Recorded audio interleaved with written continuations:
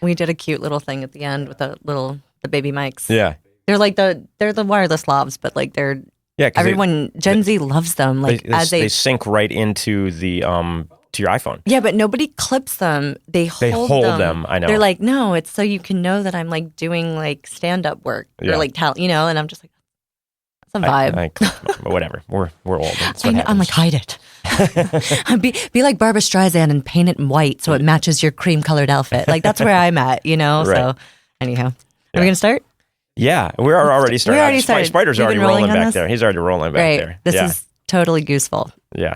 No, 100%. Well, that's the way these go, Katie. So welcome everyone to season 2 of the Dallas Film Podcast, brought to you by Southside Studios Dallas, brand new remodeled sound stages in Dallas that we're super excited to have productions come. So my name's Tony Armour. I am the former film commissioner here in Dallas and super excited to have Katie Schuck, the now film commissioner for the Dallas Film Commission.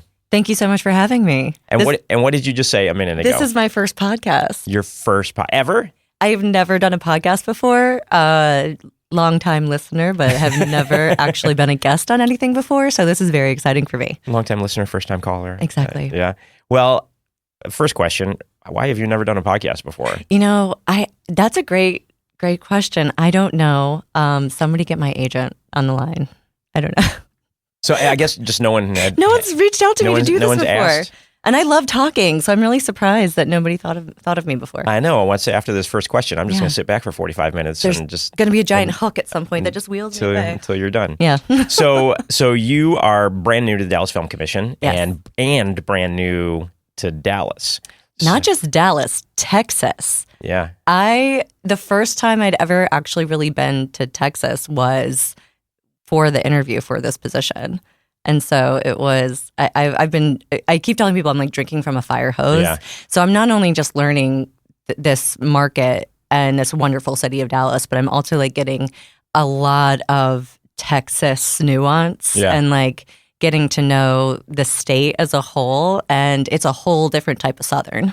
Yeah, sure, because you came from Savannah, Georgia. Yes, and I'm not a native to Georgia. I'm a New Yorker originally, and I've lived all up and down the East Coast. I grew up in Delaware, of all places, which nobody ever talks about because there's really not a lot going on in Delaware except for Joe Biden and Aubrey Plaza.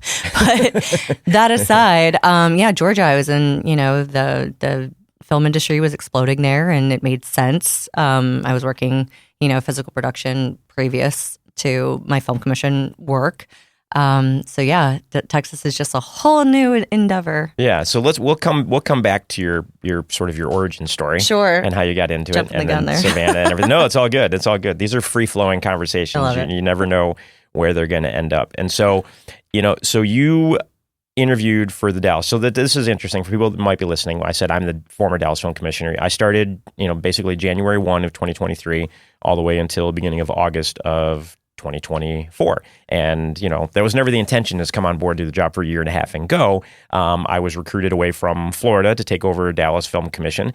And then I was recruited away from Dallas Film Commission to take over as head of production for Talon Entertainment Finance, who now owns Southside Studios that we did the whole rehab for. And hence, now Southside being, a presenting sponsor of Dallas Film Podcast. And so, when I gave my notice, part of the whole thing was like, I want to help find my successor because we're really building something great here in Dallas, and I want to make sure that continues. And big credit to Visit Dallas and to Jennifer Walker and Craig Davis, the leadership there, for allowing me to be able to, continue to try and help find. And so you were one of very, very, very few people that I recommended to them for the job that I said would be great. So talk us a little bit through that process of, hey, what do you think about being the Dallas Film Commissioner coming from Savannah, Georgia? It's so funny because I have been giving you full credit for why I'm here. And it's true. I mean, you are 100% the reason.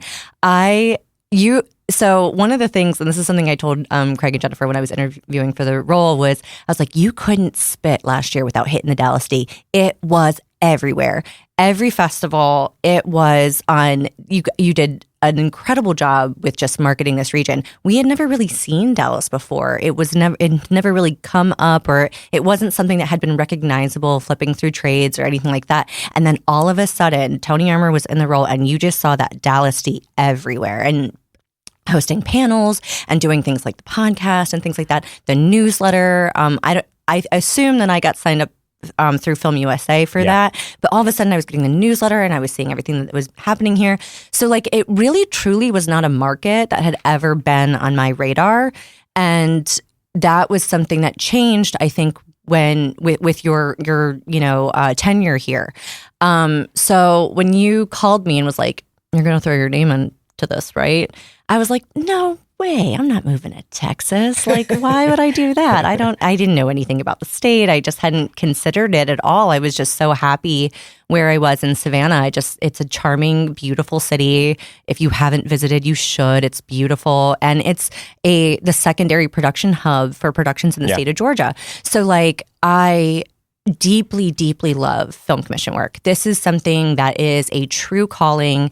It is a super niche, area of film. It is a wonderful network of people internationally that represent their territories, regions, states, countries that do this kind of work where they are specifically targeting studios and producers to make productions, screened entertainment in your given region. And there's a lot of policy involved in that. Like, who would have thought I liked policy? I came from the world of I was going to be an AD at one time and I was producing, and then I fell into locations by accident. And so it's just one of those things that I just never considered. And then I started working within this world and I was like, gosh, I really, really love it. There's nothing more gratifying than getting your film community hired on a project. And that you can help, establish their sense of livelihood and make a real career out of this industry that you love. And you get to help make that a reality and then get to educate people on how awesome the film industry is. I mean, like it's the best job in the world. So being able to be considered for this number one role of actually holding a film commissioner title was like very, very exciting to me. Yeah. And because you were the number 2 in I was Savannah. the number 2, and I was very happy being a strong number 2. There's something really great about being the steadfast, reliable person, the workhorse of the office, the kind of stuff that you just you get familiar with all the work without having to be the person shoved in front of the microphone all the time. So I'm very happy to be behind the scenes. So this is a little bit of a different, stepping out into the light a little bit. But the work is the same and I love the work. And if the passion is there and the drive is there, I was like, I know I can do this job. I've been doing it. It's just a little bit more public than I had been before. Yeah. I know you're not a sports fan, but I like to equate it to being like, you were in the role of offensive coordinator for a football team, and now you're being hired as the head coach, essentially. And some people are more than happy to be an offensive coordinator, defensive coordinator, and do that their whole careers, and other people aspire to be the head coach. And now you get the chance to be the head coach of the team. I love it. I don't really understand that analogy because I am not a sports person at all. Well, Austin is your offensive coordinator now, so great. Thanks, Austin. He has been incredible. We have a fantastic team here at the Dallas Film Commission, and I'm very, very thankful that I had someone as strong as Austin to help onboard me and get me up to speed as fast as possible. And and I have you to thank for that too. I hired Austin. Yeah, you had a great team in place, and so. It's just been wonderful. And, when it came time to interview and all this, I was like, I'm only here because Tony thought this was a good idea because I had not considered it at all. So it was a really fun process, and obviously the leadership at Visit Dallas is fantastic and made me super comfortable with the idea of relocating my entire family out here from Georgia and driving 15 some hours out here to Texas with kids in the car, with my toddler in the car. Yeah. That's a fun drive. That's so exciting. It's just been so far it's just been a great transition. I would not recommend the timeline that I did around the holidays. That was a little chaotic, but we were still able to make Christmas magic for our son, and so it's been great. And have a membership to the Arboretum now, and like really just fitting right in. I'm a Dallasite now. That's good. It took a whole month for me to convert. That's all you needed. So when you came to Dallas for the first time was for the interview, right? Yeah. So what did you do? You came in for the interview, but you were stayed a couple days, and you and your husband. I did. I actually extended. Oh, you came by yourself, right? No, I came with I told them, I was like, this is a family decision. Yeah. Like it so wasn't he came just because I couldn't remember if like you came at first, then he came later, or like what the process was there. Yeah, so they were super cool about me extending my trip. I was like, I want to stay a little bit longer to kind of get a real feel for the city and drive around and like consider where we're going to live. And we didn't know what we didn't know. Like we had other than Google searching things, we didn't really have any anecdotal, evidence from anyone about why to be here, where to be here, where to go. So we took like 4 days to like really be out here. I did my interviews over 2 days, and then the next 2 days we just kind of figured out what made sense and just drove around. And I mean, we ended up in Grapevine. We were all the way up in Richardson. We really like covered a lot of land. Yeah. And when I say covered a lot of land, for people who are not from Texas, like you're just driving and driving and driving and then it's like more suburbs and more suburbs and more. And I'm like, how far does this go? Like the sprawl of DFW is huge. It's such a massive metroplex. And I don't think people, especially people who are not, from the United States, they don't understand how geographically large our country is. And we had the film commissioner from San Antonio last night. Drew was from San Antonio? El Paso. I'm still learning the city names. El Paso, and he's like, it's just a 9-hour drive if I were to drive in. And I was like, 9 hours and you're still in the same state is wild to me. I'm from the East Coast where you're just like hitting states, left and right. But yeah, it was... Yeah, 9 hours in Europe, like you've gone through 3 countries. Yeah, exactly. Yeah. So that's something that's really cool, that there is there's such a diversity in this state, just in terms of landmass and cities and how much you can cover from a filmmaking perspective, a locations perspective, which is my background. Like you can shoot everything here.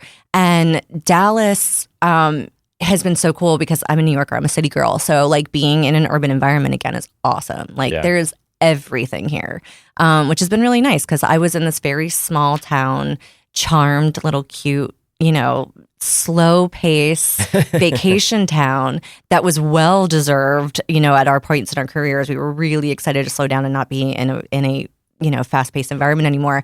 And it took a slight adjustment to be like, oh yeah, we're back in city life now. Like everything's here, everything's happening, everything is going on. It's a vibrant nightlife. It's an incredible arts and culture community. It's large. And and it's funny because people would always reach out to me and say, hey, I've got this Western that I want to shoot in Dallas. But like, Dallas is a city. Yeah. Like it's a proper city. Like, yes, you can do Westerns, but you're going to be outside of Dallas, doesn't take much to get outside of Dallas. Right. But once you're outside of Dallas, but it's not Dallas, you can house in Dallas and do stuff there, but you're not. Fort Worth is great if you want that Western look. Like that's the vibe that it has. We thought Dallas was Fort Worth. When me and my husband came out here, that's what we were expecting. I was expecting the stockyards. Like I thought there was going to be horses and cattle. Like I was totally misguided in my assumption. Like you Google enough pictures and you're like, there's a downtown, but then you think that it's just going to be ranches around it. And I honestly think a lot of that comes from the TV show Dallas, where the name of the show made you think that the surrounding area, and of course, so many years ago, I'm sure that it's been developed since. Oh, yeah. It doesn't look like that anymore.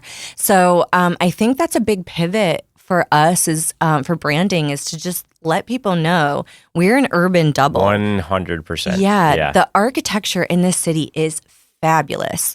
It's really funny because everyone jokes about New Yorkers never looking up. Like they just like point A to point B. But if you take the time to look up and look at some of the unique architectural, buildings that are here, they're fabulous. There are parts of downtown that I'm like, oh my gosh, they almost look like, brownstones in New York City. This looks like Brooklyn. This looks like, the Diamond District. This could be, there's parts of LA that I see places. There's no palm trees, but, we can't all be perfect. Yeah. It's a great skyline, and you do have that mix of brand new skyscrapers and historical buildings from the 1800s. Or yes, there's like absolute historic part. There's like Delaney Plaza is really cool. There's like all these things that are like the I'm going to screw up the name of the park. Clyde Warren. Yeah. Right. It's awesome. They built it over a freeway. It's like, it's so dope. And it's right in the middle of downtown. It's so cool. And then you have like all of this cool arts centers and districts. And I've just been walking around just like marveling at everything here. It's so cool looking. It's so hip. It's so fresh. It's so unique. And there's so many cool like things like the eyeball. Like so there's a picture of this eyeball in the Visit Dallas office. Yeah. And I didn't clock it as what that was. And I was like, maybe it's an art piece. Maybe, I don't know. And then I actually saw the eyeball in person and I was like, this is a massive art installation in the middle of downtown that has this really unique element to it that's like so bizarre and so cool. And it's so fun to learn about all these cool things here.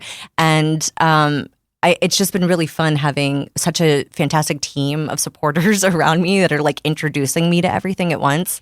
So I can't wait. It takes time, and I am look, after a year and a half of being here, I'm by no means an expert, but great areas like Deep Ellum and Bishop Arts District and Oak Cliff, and Texas Theater is a staple there, and done a ton of events there, and you are now doing more things in Texas as well. I'm deeply embedded now. It's great. The Texas Theater has been so welcoming. It's the other thing that I love about this area is that the film community is super into partnerships, and they're super into the camaraderie of being a part of the film community here. All of the festival directors kind of like banded together to welcome me instantly. It didn't feel like a competition between them at all. Yeah. It's very much a rising tide lifts all boats kind of scenario here. And that's so amazing to have such an incredibly positive film community here.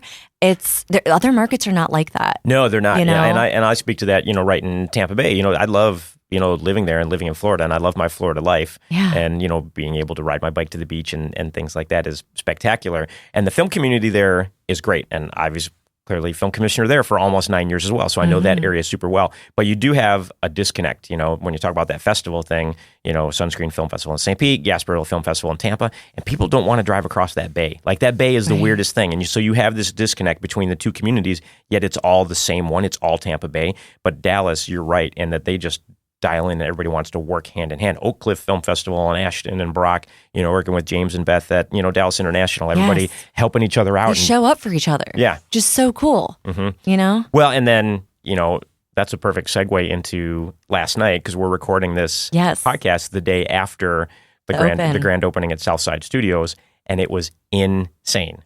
3,000 people showed up? Is that the rumor? Yes. Not even a rumor. I think that's confirmed. There were 2,800 RSVPs, and we went a little viral. Like, I think we did a mini viral moment online.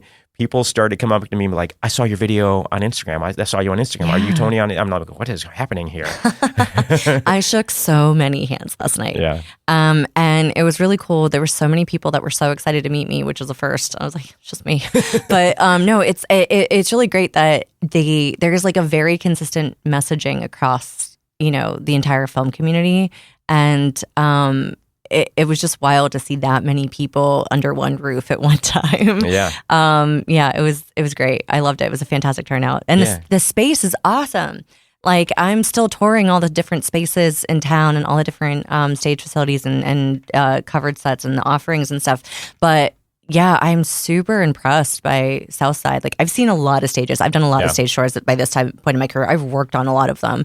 But tell me a little bit about how big that space is, because it's massive. Yeah. So overall, Southside sits on an 11-acre campus, basically. And so the main building that we were in last night is the West Building, and 70,000 square feet, and 3 stages. Stage 1, 10,000, Stage 2, 10,000, and Stage 3, 21,000 square feet.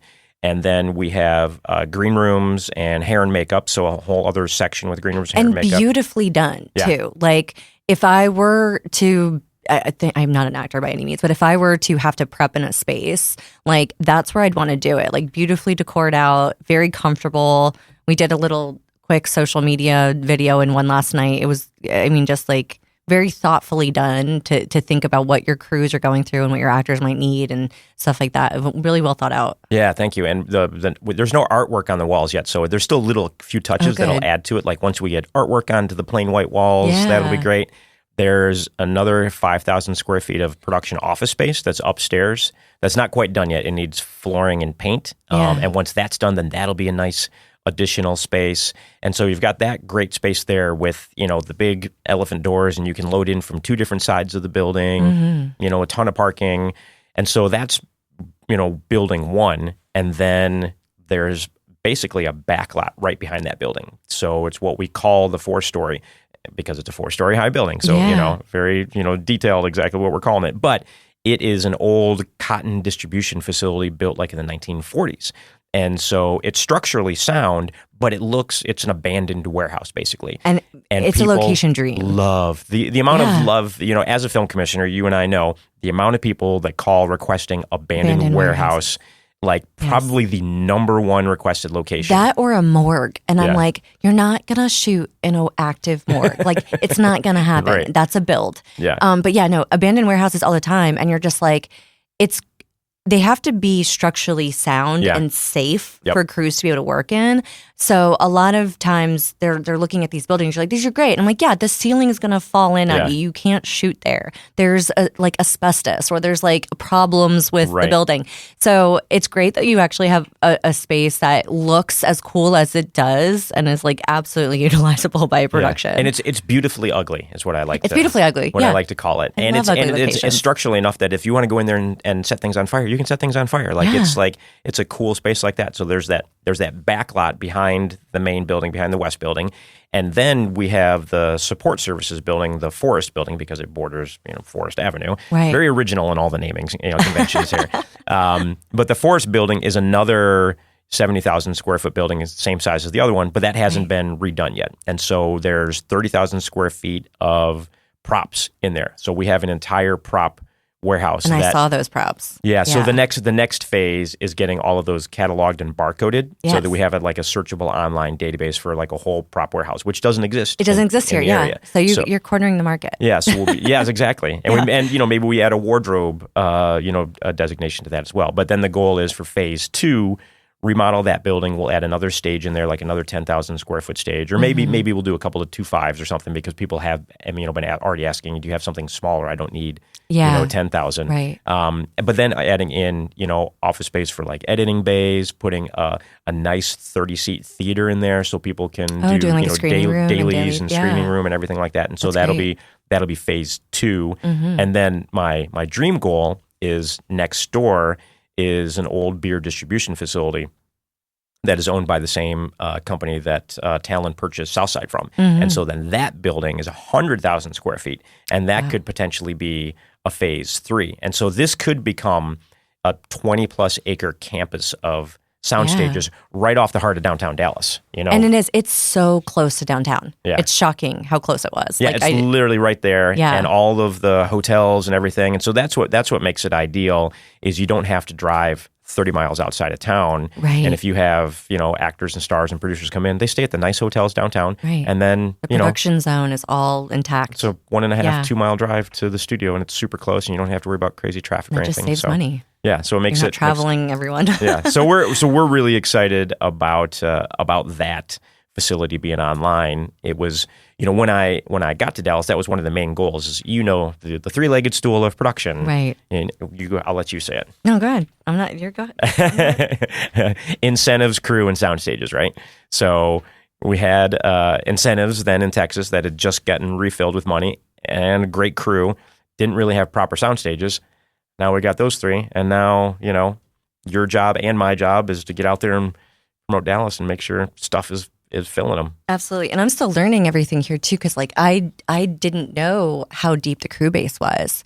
So it's like seeing the turnout last night and actually physically seeing that many people in one space. And I'm like, this is our pool. This is who we get to hire. And have work on shows is so fantastic. And it was like such a mix of people from across all departments. And it was really great just to be housed in one, the largest film-centric event that has ever happened in Dallas. Yeah, ever in the in the history of Dallas. Truly. Yeah, and I think we can say that without having to go into the historical record and look anything up. Yeah. Based on what everybody else that's been in the industry for 30 plus years has told us, essentially. Right. And I just don't know when somebody else would have had 3,000 people in one space for a film networking event before. Yeah. When at least we know it houses that many too, so you can have a lot of and we could probably fit more. The only thing is parking. That's always for that many people. That's always the issue for everything. Yeah. So. We'll let the Teamsters figure that out. Yeah, exactly. So let's backtrack a little bit and talk about like how you got started. You had a background in production before you ended up at Savannah Film Commission. So walk us through that a little bit. So my background really was daytime talk. So I was doing that in New York, and I had worked on a whole bunch of talk shows, lifestyle programming. I was segment producing for a while. I was doing some field producing. I really wanted to get into AD work because I was very like logical brained thinking. And I was pretty good at keeping everybody on track and on time. So I discovered that it was a more affordable option to get into the DGA through stage management than it was the AD track. So, like at the time, massively different, the pricing for getting your card. So I was building my book at the time to try to get in for stage management work. And I had a call from a friend. I went to grad school in Savannah, the Savannah College of Art and Design. And I had a friend that I was another alumna, called me and was like, this was when Georgia was blowing up. Like nothing too large had ever filmed with regularity in Savannah. They would maybe get one big show a year.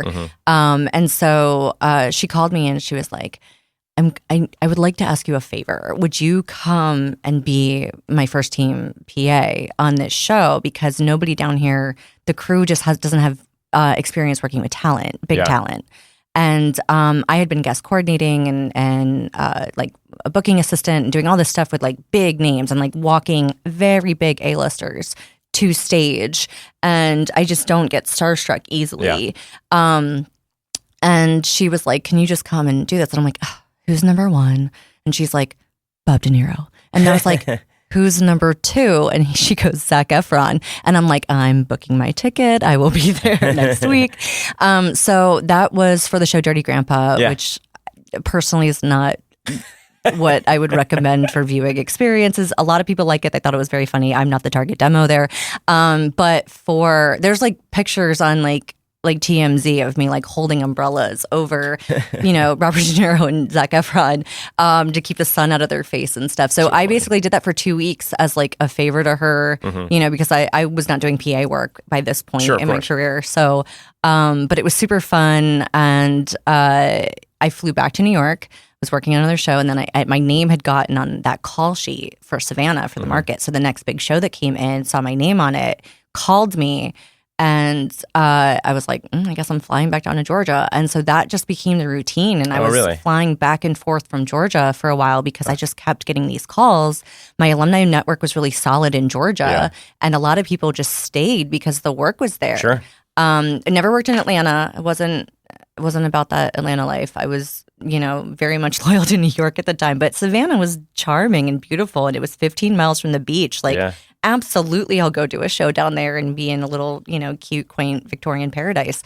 So eventually I just decided to bite the bullet and move back. I had already been there for grad school, so I was super familiar with it. I loved it, and I moved back, and then that's really when Savannah took off. And I fell into locations by accident because another friend of mine who was a line producer on a show called me and wanted me to second AD the show. And something had happened with the locations department, and he was like, hey, but you like field produced before, right? And I'm like, yeah. And he goes, so you know how to do location contracts, right? And I'm like, yeah, I mean, of course, we had to book spaces all the time to do shoots. And he's like, great, so you could key this show, right, under the locations department. I'm like, that is a stretch, sir. I have never actually done that before. But I was game, and he really thought I could do it. And I worked under a fantastic location manager who's a dear friend of mine.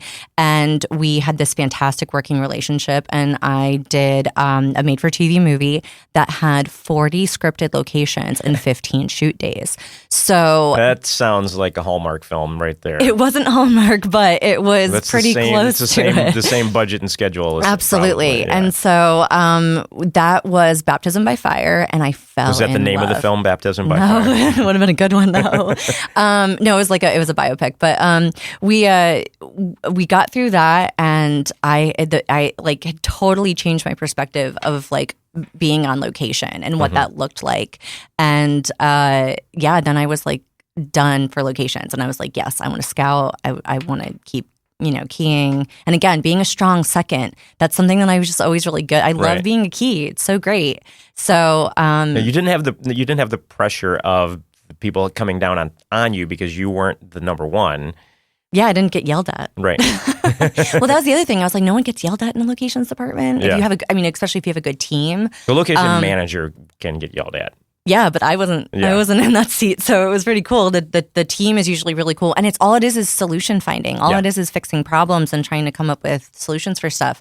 And so I did that for a little while, and then I got poached for the film commission because they needed someone to be a location specialist in the office. Gotcha. So that was such an easy decision for someone to come and offer you an 8 to 5 where you never have a 3 a.m. call time ever again. And I was like, absolutely, sign me up. So I jumped into the economic development world of being under a film commission, banner, and loved it. And I just love. It's my favorite job I've ever done. I don't want to do anything else really. Like it's just great work. Yeah, I have a similar scenario in that in production world and all that other fun stuff. And when the opportunity to be a film commissioner or be at a film commission office comes along and you're like, I get a paycheck every 2 weeks. Yeah. Benefits. And insurance and benefits. And I get to be in the industry and I don't have to hustle from gig to gig. Ooh, this sounds pretty good. It was really nice to give up freelancing. Yeah. Like as great as it is, like the hustle is super draining. It is. And it's sure. hard. It's hard. Oh, you can have and there can be some hard years too. Like, not to whine and cry, but they're, and this industry's hard. I mean, you're working 80-hour work weeks. Yeah. You're exhausted. You're on your feet constantly. It's one of the things I like about locations is because you're in the car and you're driving around looking at locations. And a lot of it is, I used to call it drinking the sweet tea because you'd have to sit and talk with these location owners and really kind of convince them that it would be okay for 120 crew members to be in their space for a prolonged period of time. The analogy that I always use and still use is that film production is like a wedding every single day. Yeah. So if you're the kind of person that owns a property and you're fine with throwing a mega event like a wedding at your house and you have 120 crew members traipsing through your property, they're bringing in equipment, they're bringing in restrooms, they're bringing in decor. It's everything that everyone's been to a wedding, so they can kind of see how the analogy works.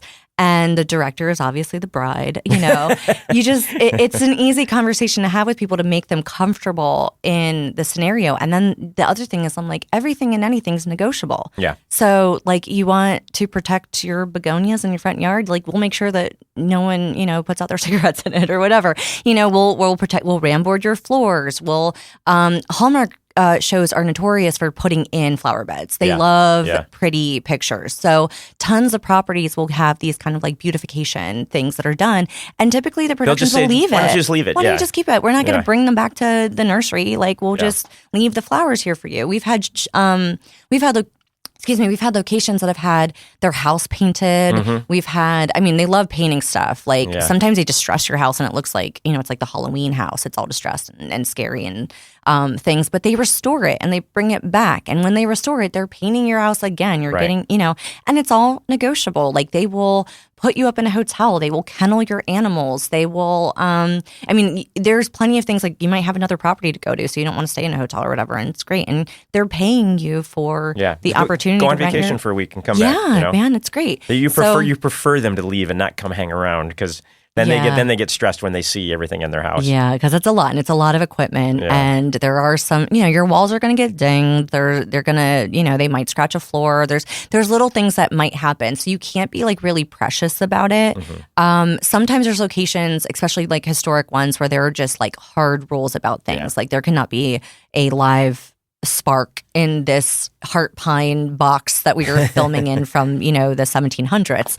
But, there are some places, if you have rentals, those are great. Commercial businesses, fantastic. Yeah. Because they have the wear and tear anyway. They have that patina that they're already looking for. They might turn, you might have a normal, everyday bar that all of a sudden gets turned into like a cowboy bar or something. Like they will decor it out and make it something entirely new. Some business owners are really smart and they make sure that their name of their establishment ends up in the film and they keep it as that location. And that's always a selling point, right? Absolutely. It's like, hey, your business is going to be in this film. If you give us permission to use the name of your business, we'll just use the name of your business and everyone will see it. And that was always a selling point that I did for any project and tried to make sure that was in there because it's a benefit for the local community. For sure. And they can see it and then people, go because of that. And so it does make a big difference. We always want Dallas to appear as Dallas, but sometimes we're doubling as other places and that's fine too. But the film-induced tourism that comes with locations can be awesome. There's some places from, like bigger shows that have like very iconic spaces that, they have people that come in just to, take their selfie and get their cup of coffee from the same place that their favorite character did. So that's and that was, the perfect example that I always gave, from St. Pete, Clearwater, Florida was the Clearwater Marine Aquarium. There's these two films, Dolphin Tale and Dolphin Tale 2 that came out early 2011, 2014 about this Winter the Dolphin, this dolphin who lost her tail in a crab trap, basically, and it was the aquarium. And these films took off and were massive. And this Clearwater Marine Aquarium that was an old water treatment facility that was built in the 60s or 70s that had been turned into an aquarium, then all of a sudden was getting 1 million visitors a year and was able to do an $80 million upgrade and really expand, the offerings that they did for, helping, save and rehabilitate marine animals. And none of that would have happened without, the Dolphin Tale film kind of thing. And so it can have a huge difference in a community, down to just a restaurant, where people want to go and eat whatever their favorite character is eating. So there's so many different things that can happen. So many things. And like in the commission world, we always refer to these as like our legacy shows. Yeah. So like from the Savannah point of view, it was always Forrest Gump. Sure. 30 years later, people are still going to Savannah to sit on that bench with the box of chocolates. Of course. Like that bench is in the museum, but that doesn't stop people from going to Chippewa Square. Like it is a massive driver. And there's been several shows, over the years, and Dallas has them as well. RoboCop keeps coming up, which I think is so funny. Well, it's so funny. RoboCop and Dallas, the TV series. And that was always a goal of mine. It's like, okay, look, RoboCop is now 30 plus years old. Dallas TV series 40 plus years old. Can we get something new to talk about in Dallas? What can we do? And that was a goal. Like, what can we get here to do that? So I guess that's a nice way of transitioning into what are your goals, Katie, for the Dallas Film Commission? What are you working on and what would you like to see happen? Well, obviously, I want to get more production work in town. That's always the goal of every film commission. I'm coming from a background of economic development, so I'm always looking at whatever is a workforce driver. Mm-hmm. So this year, very similarly to what you were doing, is we're going to a lot of different festivals, markets, events, where we get to really pitch Dallas as a premier filming destination to filmmakers. We have to go to where they are to convince them to come here. So, that's one massive, goal that we continue. It's a continuous work that we're always doing. The next is we are an Oscar qualifying city. Yeah. And so that goes hand in hand with the fact that I work under a tourism office now, under Visit Dallas. The film-induced tourism that comes with people coming in to screen their work, to four-wall their work here, to qualify for an Academy Award. That's a massive opportunity for us. And I think you were telling me that the Dallas has some of the highest audience attendance rates out of any city, and that's kind of how we got our qualification. So I'm like, if we're already doing it and people are already showing up for screened, events, why not target those markets for filmmakers to screen here, because we know once they're here and they get to experience Dallas, they're going to want to film their next show here. So that's like a whole another way of opening it up to that market. And I think the qualifying status is really going to help. And of course, we have DIFF, which is our qualifying film festival. Yep. So like there are a number of beautiful theaters here that I've gotten to visit that are just excellent screen facilities. So that's a big one. Trying to think of what else I just did my goals for the year, so I'm trying to think of what else I wrote down. But yeah, it's just ongoing work. It's establishing good relationships, with studio heads and filmmakers, and like, I'm going to try my hardest to get Taylor Sheridan to shoot something here, not just a unit. Like I want like a show. Full, absolutely. Yeah. I know he's write me an urban show. Yeah. Come here, come to Dallas, shoot it. Like why not? I think it's, they already use our crews. They love our crew. We have the same crew base as Fort Worth. The DFW crew base is awesome. Yeah. So, I'm like, yeah, just let's get a Dallas show in here. Yeah. Well, they've got 4 series that are shooting in DFW, primarily Fort Worth, because that's where they're based, right? And then they've been trickling into Dallas for, like you said, like a unit shoot, second unit's going to come and do a little bit, or they'll do a couple of days of first unit or whatever it might be. But you're right. I want the full run. The goal is the full run. Go big or go home. And there's a perfect place for them to house, right at Southside Studios. There you go. Wonderful for them to build some sets there, and our wonderful sponsor of this podcast. Having them take over for a year or two would be perfect. Yeah, I'm in total agreement. I can't wait to meet with that team and see what we can do and how we can offer that. My other goal is also create a local incentive. That was the other thing. So, and this is something that you had started. So thank you for putting in all the legwork on that. So I'm just picking up where you left off. This is something that is, I think, desperately needed for us to bring in larger tentpole productions. Mm-hmm. We have the commercial work here. Almost everybody has been surviving on year-round, like a robust commercial industry here, which is awesome. I think for the larger major things, those are the projects that are unpaid advertisements for any given city. Like we were saying with Dallas being the TV show. You look at any market that has a show with the name and the title, Chicago Med, Chicago PD, Chicago Fire. Yeah. That's all prime time unpaid advertising for that city. I came from Georgia. Nobody was talking about Georgia before that Georgia Peach showed up everywhere. Yeah. That was something that really put Georgia on the map. And that is how you know what those incentives are. That is a part of the incentive program for Georgia. So anytime you're watching your favorite, show on a streamer or a movie and you see that Georgia Peach logo, they shot it in Georgia. We're a part of that incentive program. And that's why incentives are so important. It's a massive driver for this industry. They're going to go wherever makes the most business sense to save money. And it's just an incentive-driven industry. And I can't pretend that it's not. So that's always going to be the first thing out of my mouth is incentives. Yeah. Like, they're going abroad because the incentives are so strong. Oh, yeah. We're well aware of these conversations with Film USA, which is the National Film Commission organization about which we are a member. Absolutely. Yeah. How much production is being lost to Europe. And, and it even amplified during the strikes. And then it didn't go back. When the strikes happened, the big studios were like, fine, we'll go shoot in Europe and not have to worry about no and the fringes unions. Or benefit payment. And I mean, like, it's a lot. I mean, like, you're talking $2.5 to $3 million in savings just in labor fringes and benefits, like, because they have nationalized health insurance. And I don't think that was something that, and I'm incredibly pro-labor. I've been a member of unions over my career. And I don't think they were realizing that Hollywood's on wheels and they will pick up and leave and go to the cheapest market possible to make their product. And we're seeing lots of shows go to Hungary, to Romania. Yeah. The UK incentive is incredibly strong right now.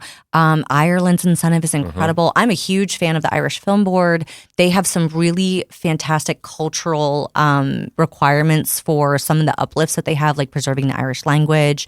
I mean, think of how many Irish movies you've seen in the last 2 years. Like, that's all incentives at work. And it's showcasing not only their beautiful country and their actors, but, it's a lot of our crew and our the good crew, I should say, the top tier crew that can work anywhere in the world are going with them to work on these shows and these productions. Yeah. And that's the big thing is they're not coming back. Like it's a transient industry. Yeah, people thought, okay, once the strikes are over, then the business will come back. No, it's just stayed gone. And, right. And the studios aren't, use the analogy, genie out of the bottle, toothpaste back in the tube, whatever you want. It's not coming back. So you have to find other ways and other things to be competitive. It's always incentives first. Yes. And there are, actors, they want to be at home. They don't necessarily want to spend six months away from home. And, absolutely. And and they're spending a lot of time away. Mm-hmm. Like it's not, these aren't short runs by any means. Yeah. We say 15 days, that's 15 shoot days, but that's expanding over, a month or longer. Series are incredibly long. They can be like 9 months long where they're on location and they're flying back and forth. And everybody wants to live and work at home in the place that they grew up in or the place that they decide to choose as their place to be. So that's one of the reasons why we're constantly trying to target shows to be here so that people can actually be where they want to be. Yeah. If you're really good, though, you're going to be transient. Every designer that I've ever worked for was never from the market that they were working in. Really good location managers and scouts are global. They fly around the world scouting all of the best locations that there are. So it's like, there's one of the it's a weird thing because I'm like, I want you to be so good that you can work anywhere, but at the same time I want you to work here where the majority of the below the line crew is never going to leave their home. Well, and there's so many people that in the year and a half that I was film commissioner emailed, called and said, hey, I just moved here from LA. I just moved back here from where from wherever, from Oklahoma. So people like flooding the area. Those are just the ones that reached out. That's not even the ones that are doing it and not reaching out. And so that number is even larger. And so there's a great crew base and a great group of creative talent because it's not just, say the straight crew, but that person who's that indie filmmaker who's making their $500,000 film to then make the 1 to the 2 to the 10. You've got to grow in the industry and build those up and coming filmmakers up and have them start somewhere. You have to start building that young crew to be able to be the grizzled old vet that works on all the big projects. Right. And the smaller tier shows are great stepping stones. Mm-hmm. Love them. Indies are great. You cut your teeth. You're wearing a lot of hats. Non-union shows are great because you really do get to be kind of like a Renaissance man of all departments. And then, again, I come from a union background where you want to be on a big tiered show where there are protections in place for your position. I want as many majors here as possible. Yeah, you've got to have that mix. You've got to have the little ones to help grow a crew base and train people up right out of college. And commercial work is fantastic. And commercial is great for that. And the rates are great. Yep. And then you want the big shows that are going to establish Dallas as a name brand, that are going to get everybody working, that are going to do everything. And so it's an ecosystem that has to work together. For sure. And a lot of it's education too, talking with legislators and the general public at large, where I am like, this is a high wage paying industry with a low barrier of entry. Mm-hmm. You do not need to go to film school. As someone that has 2 film degrees, you do not need to go to film school to work in this industry. You don't. You can honestly work your way up in this industry. You can, if you have a trade, even better. You could literally do certification programs and just go to a community college for, a year or 2, or do some kind of workforce development training program where you can kind of learn the ins and outs to get you an entry level position and get you ready for those kind of assistant, like PA ready training programs, because that's all you really need to be. And I tell people this all the time, especially in the PAs. If you know how to shut up, listen, and follow directions, you will get hired again and again and again. And it's true, because all it is, if they ask you to move this rock from here to there, they don't, and then they ask you to move it back, don't question how many times you have to move the rock back and forth. It's just you're doing the job you're getting paid for. And there's a lot of stupid stuff that happens on sets where you might have to light the world because the director doesn't know what they want. And there's plenty of anecdotal evidence out there that talks about these kind of funny scenarios. But if you just know how to put your head down and do the work and do it well, your career's made. You got it. You're in the film business, kid. It's all it takes. It's not complicated. No, it it's really not complicated at all. It's great. And especially if you have a trade and you have a craft behind you where you're actually talented in something, then you can really work your way up. And I've seen it happen. You know, like I've seen people in smaller, I mean, I'll talk about Savannah for a second as a smaller market. I saw people go from being a PA to being a third in the union in like a year, which is like unheard of. But the state was exploding and the productions were exploding and like people were able to get that bump up and really like move in such a way. I mean, at one point, Georgia, it was just like warm bodies off the street. We didn't have enough crew, and they were just anybody was like. Well, Savannah was offering an incentive to move to Savannah. We did a relocation. You had a relocation incentive. We sure for a while. did, because we didn't have enough crew. I think at one point we had like 14 unionized crew members in our area, and they were big shows that were dropping because it's so beautiful. It was honestly, it's a location-driven market. It's just so pretty. You want to shoot there. It looks great on camera, and so we were just like, what are we going to do about not having enough crew? Because you don't want to have a roster that only has like one graphic designer on it. You know, they want to go in and feel like they have their pick of the litter. And if you're good, your work will speak for itself. Mm-hmm. You know what I mean? And this is where I'm always like network, because there is somebody out there, a very talented, you know, tradesperson or a craftsman that has the ability to say, Wing, get under it and take you for that ride and like bring you on show to show to show. It's just all a matter of making that connection. Flattery will get you everywhere. I'm like, buy that grip a cup of coffee. Like everyone wants to talk about themselves, you know, maybe not publicly, but like, it's nice to, you know, take people out and be like, I've seen your body of work. It's incredible. How did you get started in the business? How can I get started? How can I work with you? Like, email them your resume. Like their info is out there. We have directories, we have databases, things like that. Don't harass them, but like be like, please think of me in your next show. I'd love to PA for you. Don't harass the film commission.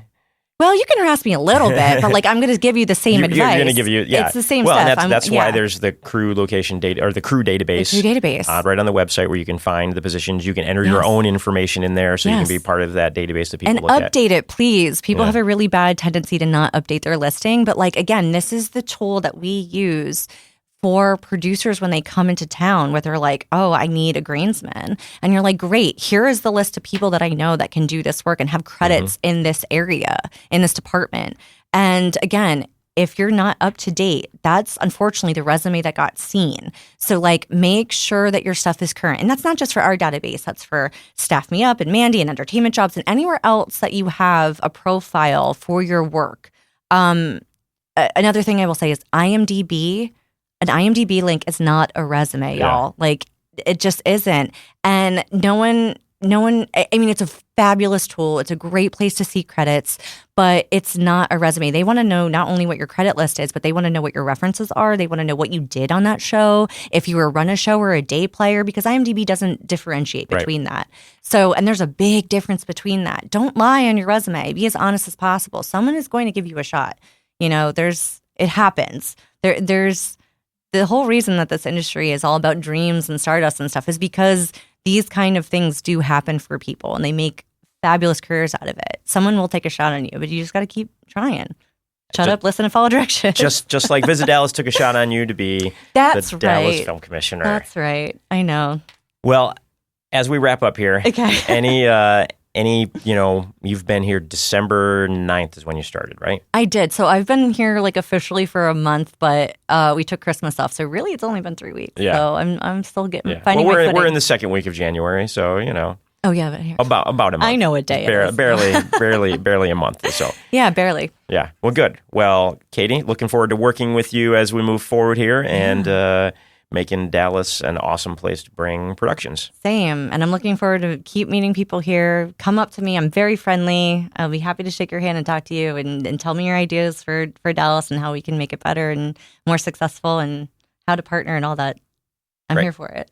Well, thanks everybody for listening to this episode of the Dallas Film Podcast, sponsored by, of course, Southside Studios Dallas, where we've got brand new sound stages. Come make your stuff there. So thanks everybody, and we'll see you next episode.